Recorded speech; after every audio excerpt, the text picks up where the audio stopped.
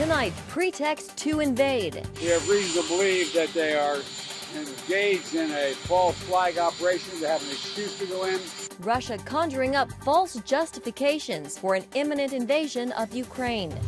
Plus a propaganda victory for China. The Olympics lending the communist regime credibility on the world stage. The world's greatest athletic showcase. But just outside the show, rape, genocide, slave labor. And a warning over the dangers of a nuclear-capable Iran. The purpose here is to establish red lines. All this and more, tonight on Faith Nation.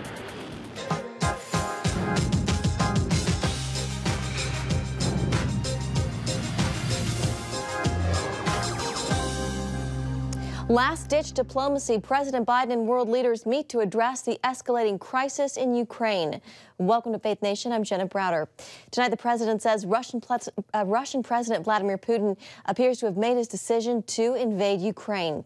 This as the White House says Russia is to blame for one of the largest cyber attacks on Ukraine in its history. The U.S. preparing overwhelming and immediate sanctions against Russia if it moves against Ukraine. D.C. Deputy Bureau Chief and Faith Nation anchor John Jessup is at the White House. John, we've been hearing for weeks now if Russia were to invade, it would be around this time. Still, though, the Kremlin stands by its claims that all of this action on the border is for military exercises. And those military exercises, or so-called military exercises, Jenna, took a little bit of a more ominous tone today, with estimates ratcheting up somewhere between 169,000 to just shy of 200,000 Russian troops along the Ukrainian border. That is according to the U.S. ambassador to the Organization for Security and Cooperation in Europe. President Biden late this afternoon giving attention to the ballooning urgency of the crisis in Ukraine, coming before the cameras to say that the door to diplomacy is still temporarily open, but he put the decision squarely up to Vladimir Putin. As of this moment, I'm convinced he's made the decision. We have reason to believe the Russian forces are planning to and intend to attack Ukraine in the coming week, in the coming days. We believe that they will target Ukraine's capital, Kyiv, a city of 2.8 million innocent people. We're calling out Russia's plans loudly and repeatedly, not because we want a conflict, but because we're doing everything in our power to remove any reason that Russia may give to justify invading Ukraine and prevent them from moving. And this really follows the steady drumbeat the administration has had all along, taking that message to the four corners of the globe. Secretary of State Antony Blinken highlighted Russia's threat to peace and security at the United Nations. Vice President Harris holding meetings with leaders in Munich, set to meet with Ukrainian President Volodymyr Zelensky over the weekend, but today reiterating the strength of the transatlantic alliance. It is important to remember, though, Ukraine is not a member of NATO, but its aspirations clearly lean westward, whether it's with the European Union or NATO, and that's exactly what President Vladimir Putin is trying to stop, building up that troop deployment for months, and the Russian Military Defense Agency announcing today that Mr. Putin plans to oversee exercises by Russia's nuclear forces over the weekend, and those exercises expected to involve, Jenna, the launch of ballistic and cruise missiles. John, any sense of next moves by the White House to avoid war? Well, those diplomatic efforts will continue, both with Russia but also with America's European allies and partners. They are presenting a unified front. However, the administration is also trying to be proactive, warning Americans to shore up our cyber defenses. White House officials saying that they're working with critical agencies and critical services and promising a swift and powerful response if Russia does indeed attack. Take a listen.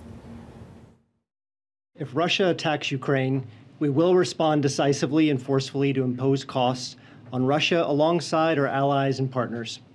The cost to Russia would be immense, both to its economy and its strategic position in the world. Our financial sanctions have been designed to impose overwhelming and immediate costs. And Jenna, certainly the situation has escalated in the past several days, in the past 24 hours, and it is important to note that if Russia does indeed invade Ukraine, the numbers that we have heard all along as far as estimates, we're talking about thousands, if not tens of thousands of people dead and millions of refugees fleeing across the borders in Europe. Jenna, back to you. All right, John Jessup at the White House for us tonight. Thank you, John. And joining us now for more, again, from Lviv, Ukraine, CBN News senior international correspondent George Thomas. George, it looks like Russia is trying to establish a pretext for war, an excuse to go in, now accusing Ukraine of human rights violations against Russian minorities. Is there any truth to these claims? No, absolutely not. I mean, that's a false flag. And let me just give you a sense of what is happening on the ground. This is a nation that is not, I reiterate, is not on a war footing. From Kyiv to Kharkiv to Mariupol to here in Lviv, no Ukrainian is on a war footing. It's an actual dichotomy of what we're seeing today. The West is talking about an imminent invasion. Here in Ukraine, there is absolutely no sign that Ukrainians are getting ready for a war. There's nothing. I've been in wars in Iraq, in Syria, in Afghanistan, in Nigeria. I know war. I have seen war. I have seen how people prepare for war. This is not a nation that is preparing for war. Let me tell you something else, something that perhaps nobody else is talking about. I think what is happening here is a water wars. Hear me out for a second. Crimea, which Russia annexed back in 2014, Crimea gets 90% of its water, used to get 90% of its water from Ukraine. When Russia annexed Crimea in 2014, guess what? The Ukrainians closed the dam. And for the last 8 years, Russia has spent billions of dollars trying to ship fresh water to Crimea, a strategic peninsula for the Russian military. My sense is that if you are going to see an invasion, it is not going to be an invasion of Kyiv. No, it is going to be an invasion of the eastern part of Ukraine. And the idea here is that Putin wants to make a land bridge between the eastern part of the country, which he has taken, a land bridge from that to Crimea, because all this time for the last 8 years, they have been spending billions of dollars trying to get fresh water through the Sea of Azov. That's a lot of money. That's a lot of money that's going. In fact, they're spending the equivalent of what they're spending in trying to get fresh water to Crimea in education in Ukraine. This is a massive.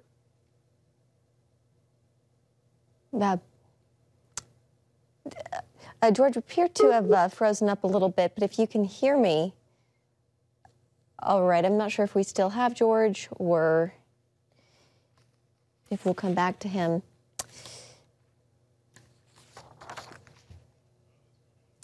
All right, we'll try to get George back in and move on. Meanwhile, the Beijing Olympics wrap up on Sunday.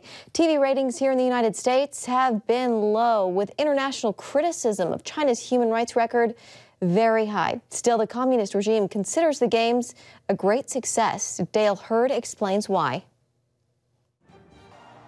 While some labeled the 2022 Winter Olympics the Genocide Games, the event will be remembered as a propaganda victory, as China's government sought to portray one of the world's worst dictatorships as a normal nation.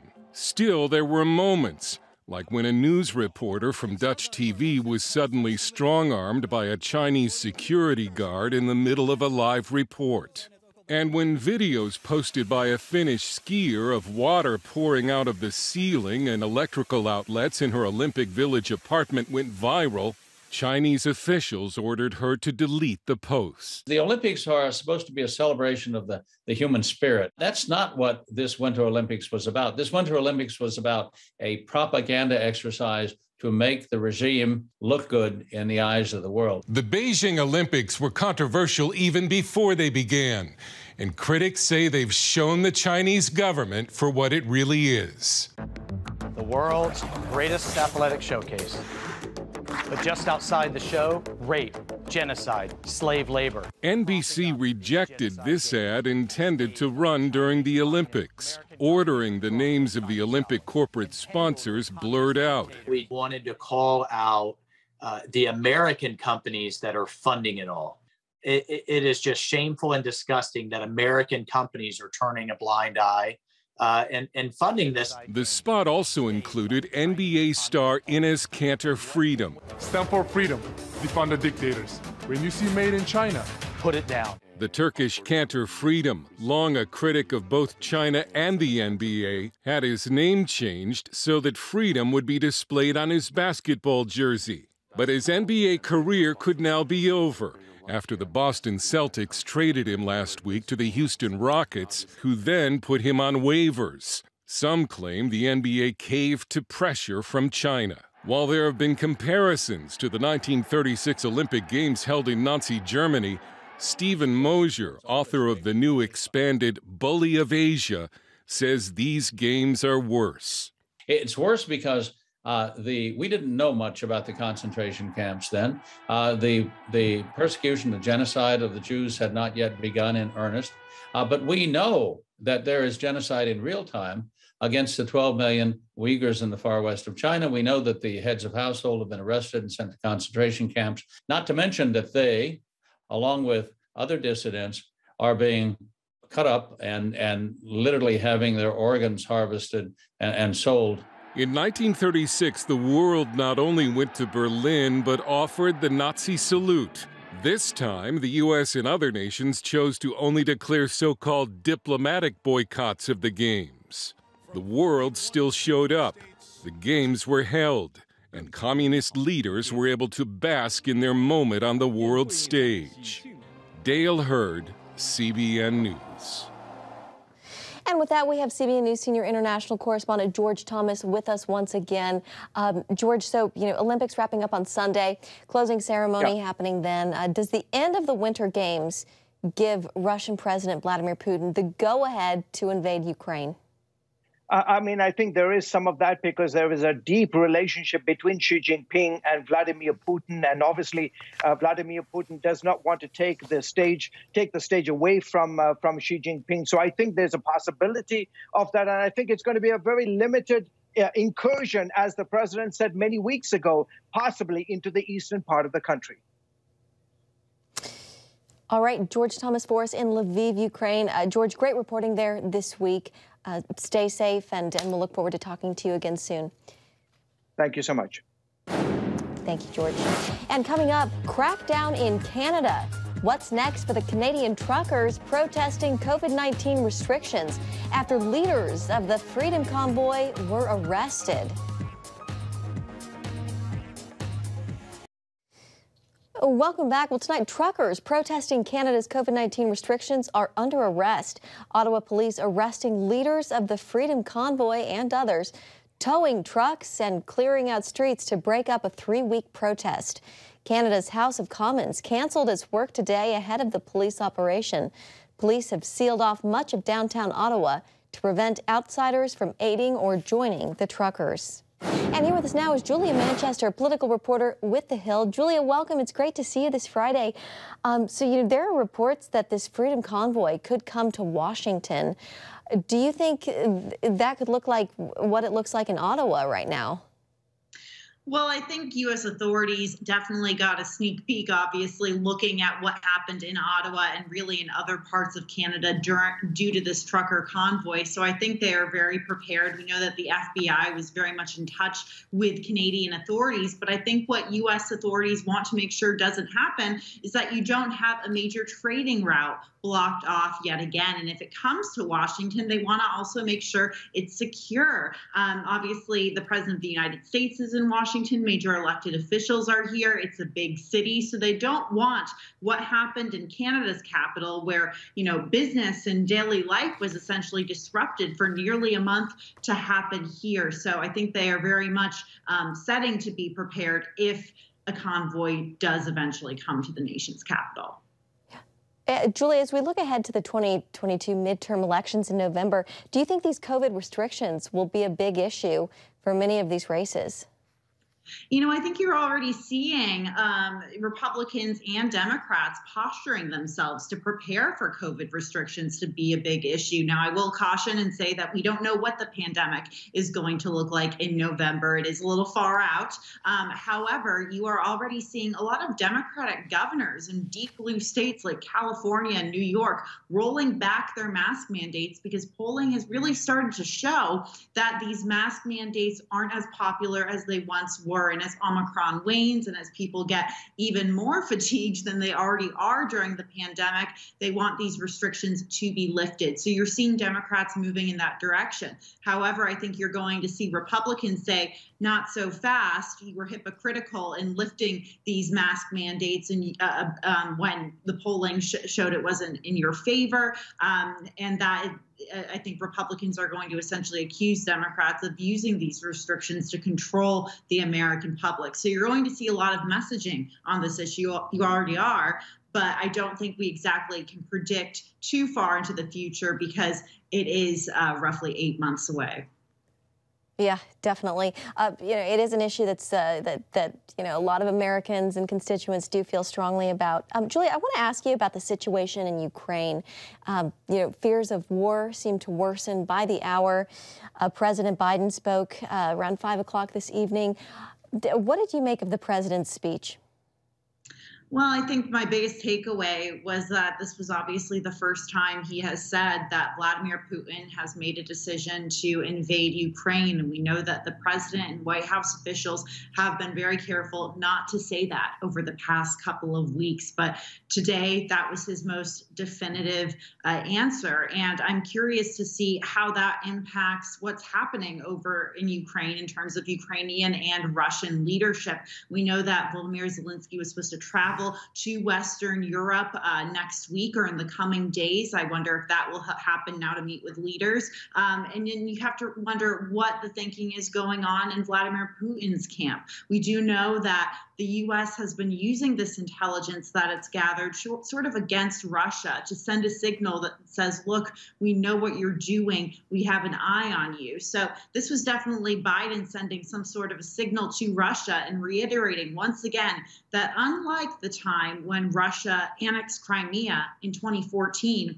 NATO and the West, the U.S. and Western Europe are very much united on this issue. So it's definitely in a way a warning to Vladimir Putin, but also obviously very frightening to hear. Yeah. All right, Julia Manchester with The Hill. It's always good to have you on a Friday. Thank you so much. Have a great weekend. You too. And up next, the crisis in Ukraine grabbing headlines. Why one senator, though, is sounding the alarm on Iran.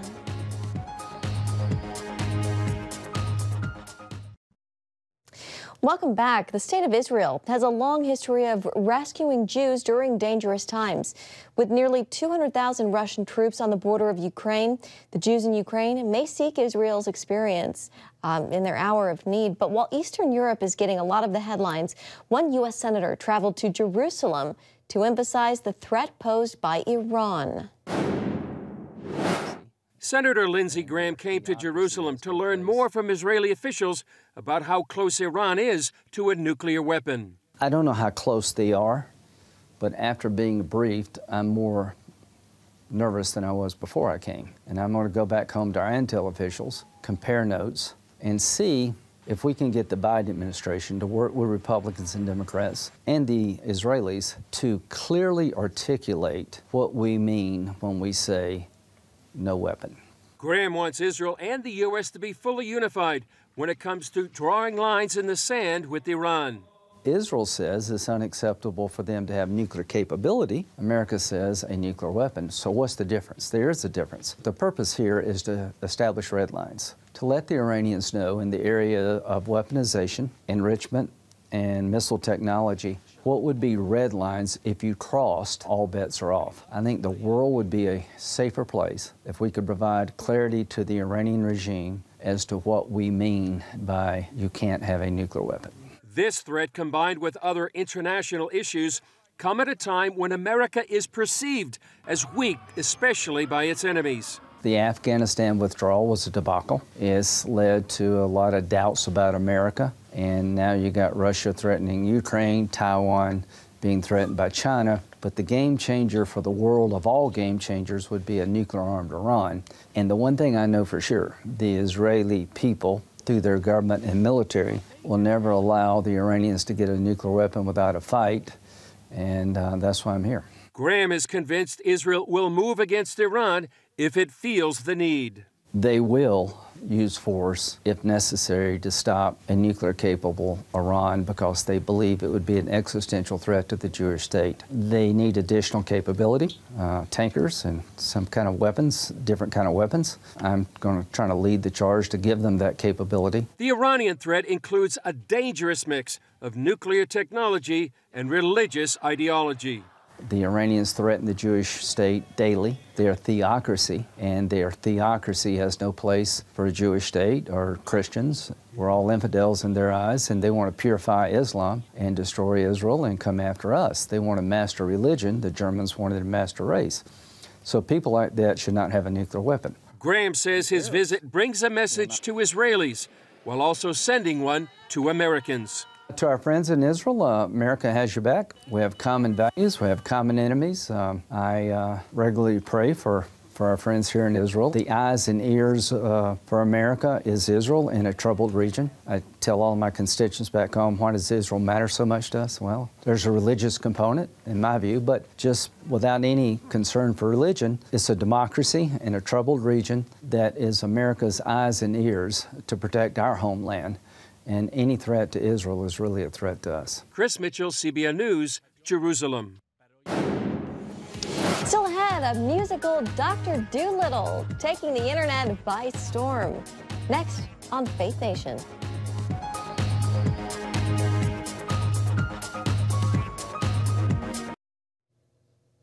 Finally tonight, musical Dr. Dolittle. When veteran bluegrass musician Andy Thorne isn't touring in the summer, he is testing out new material and a special audience of one, a folk-loving fox. The two developed a musical friendship of sorts after the wild animal showed up to one of Thorne's outdoor jam sessions and later returned for an encore. Little baby's beating on the door to take a look.